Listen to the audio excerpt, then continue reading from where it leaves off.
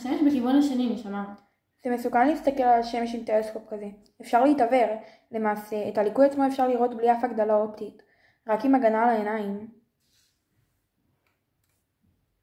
וואו, שיא האופנה. אהבתי. רגע, אז לאן זה מכוון? לזווית שבה מצטלבים 4 כוכבי הלכת, נוגה, מאדים, שבתאי וחמה. זה קורה פעם ב-3,500 שנה. אשכרה? מי חישב את זה? אסטרונומים. זה מה שאת עושה שעתיים לפני שבוע במקום לעזור להורים שלך להכין אותה?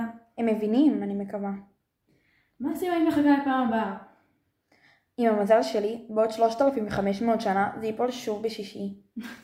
זה מתחיל, שימי את המשקפיים. הנה, תסתכלי כאן. וואו, זה חייב להיכנס לסטורי שלי. מה זה, מטאור? איזה מטאור? אני לא יודעת מה זה. מה לעזאזל?